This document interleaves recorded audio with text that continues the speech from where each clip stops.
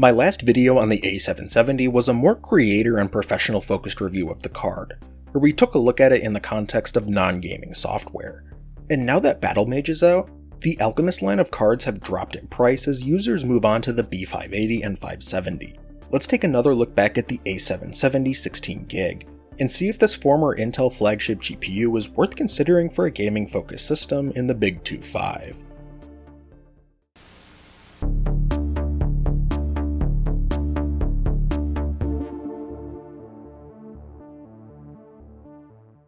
The information age is one of the fastest evolving and coolest times to be alive. And with the recent explosion in artificial intelligence tools, Notta is at the forefront in the Japanese market for a new type of tool that allows users to improve their attention to detail by not focusing on immediately documenting their actions.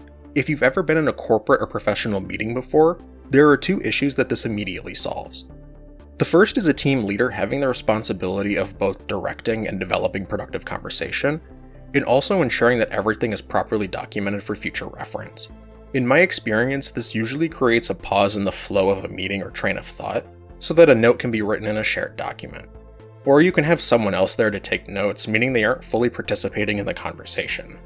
Notta allows you to instead upload a recorded video or audio file of a session, similar to what a lot of teams are already generating for documentation purposes, and creates a summary with timestamps and additional user-definable references that can either be downloaded as a PDF or shared using a link on their app and website.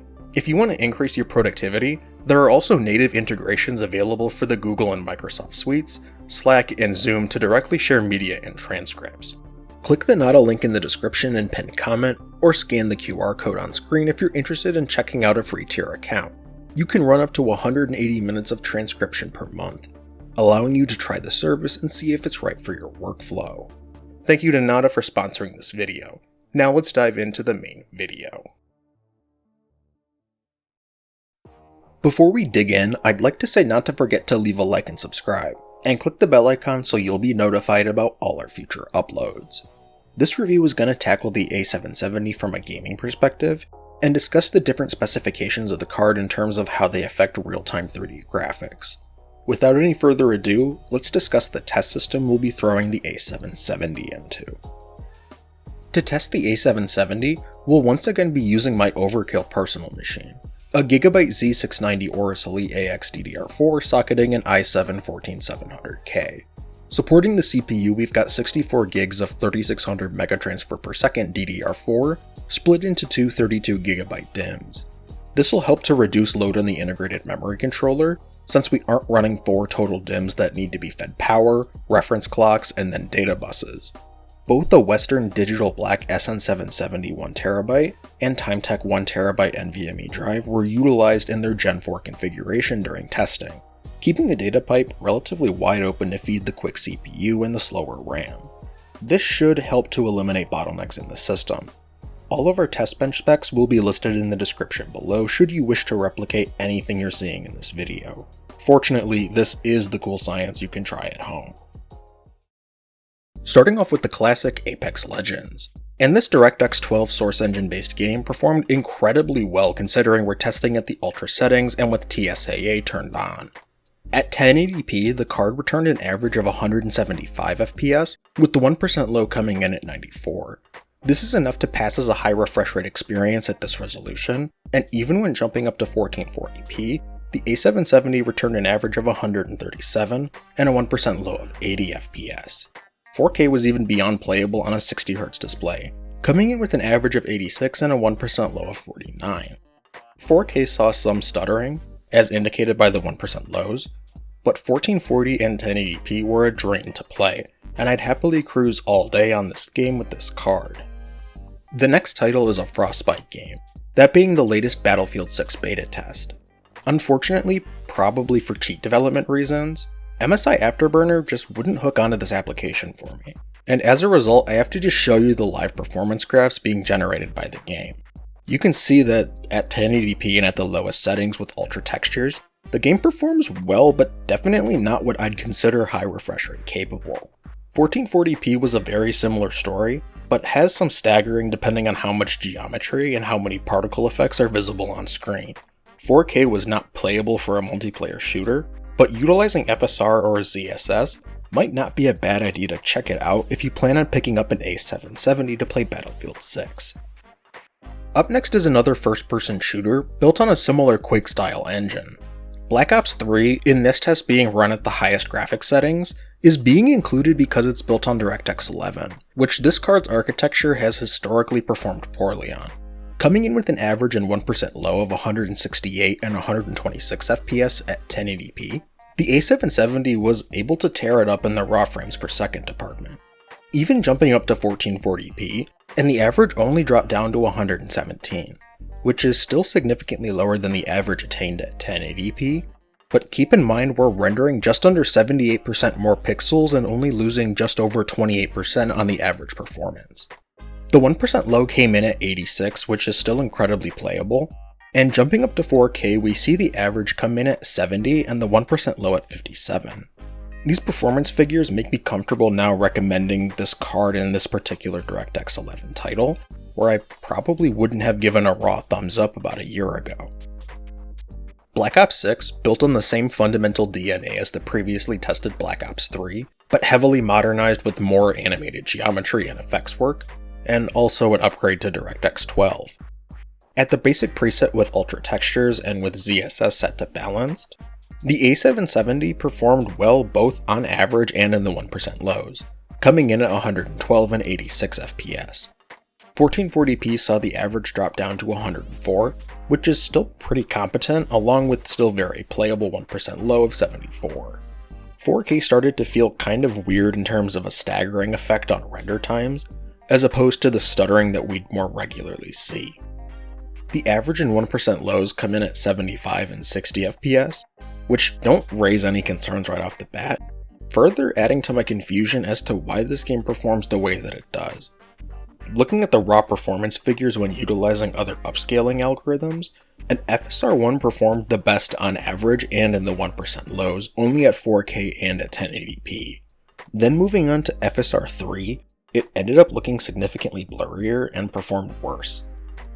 ZSS allows the game to perform more in the ballpark of FSR1, with the improved visual quality of something like DLSS.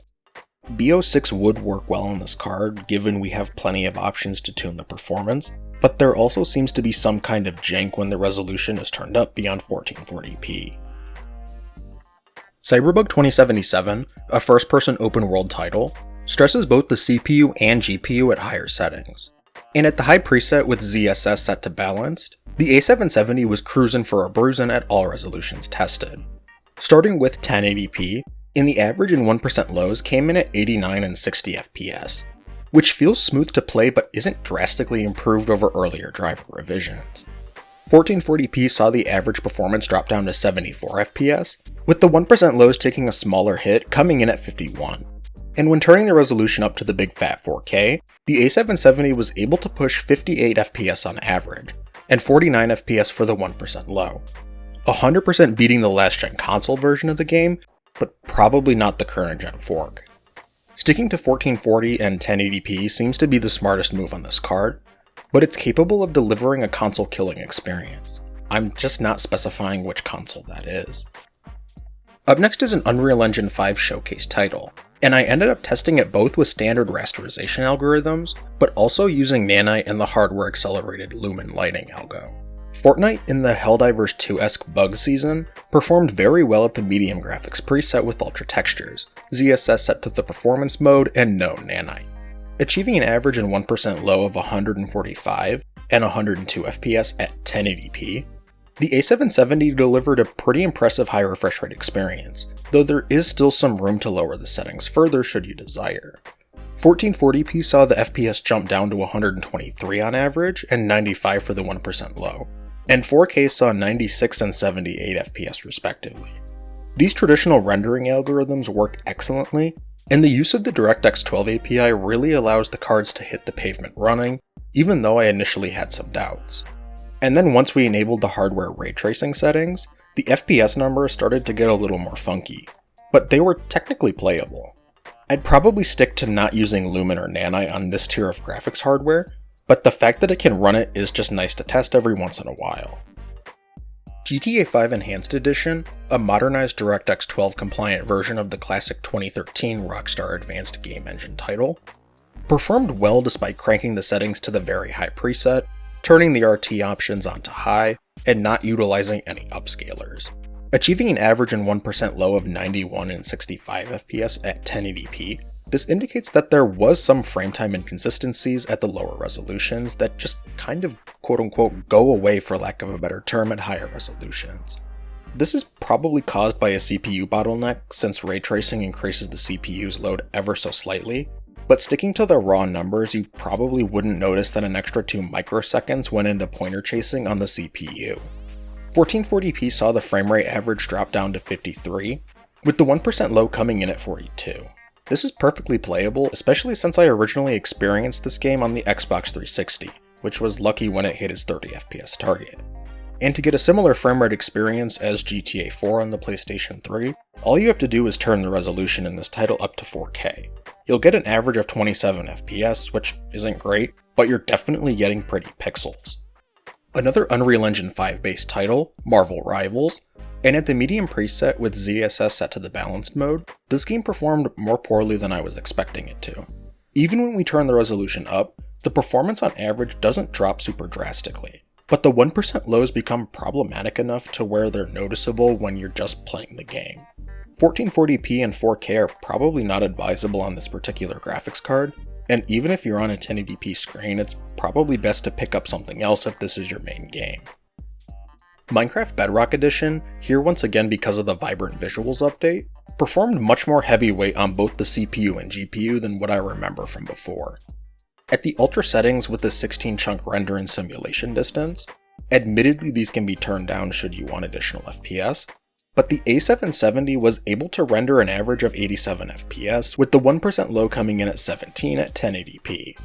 1440p continues the trend with a very playable average of 65, but a kind of questionable 1% low of 32, though it is higher than what was achieved at 1080p. 4K saw the worst performance, below what most would consider console playable, but the average of 36 and the 1% low of 20, someone would probably still find this technically playable, even if I would prefer to just thug it out at 1440p or lower, maybe even lowering the reflection and cloud settings. Oblivion Remastered, this game is straight up torture for every component in your system. It also has an issue where the game leaks memory throughout the entire lifetime of the application, but also increases performance overhead somehow. Unless they're using a linked list and are straight up allergic to the free function in C or the delete keyword in C++, and are also iterating through said growing linked list every engine tick, I can't see why this game is performing the way that it does. At 1080p we only achieved an average and 1% low of 44 and 2 FPS respectively. The 1% low probably came from some CPU-bound I/O related stutter that happens periodically throughout the gameplay experience. And I say that because 1440p saw almost identical performance on average and the 1% lows. I must have turned off autosaving or something for the 4K benchmarking test, because it wasn't plagued by the stutter from 1080 and 1440p.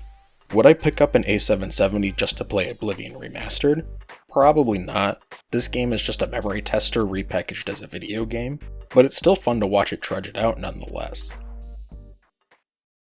The silicon at the core of this card is the fully unlocked DG2 512 graphics processing unit, manufactured on TSMC's 6nm lithographic process. This equates to higher power efficiency, but at the same time isn't all that important because this architecture isn't designed to maximize this. This fork of the Exascale for Everyone microarchitecture family is the high-performance graphics branch, which utilizes reshuffled and more feature-rich execution units, much larger private and shared level 1 and 2 caches, and has the ability to work on new AI-focused data types within matrix-focused compute hardware.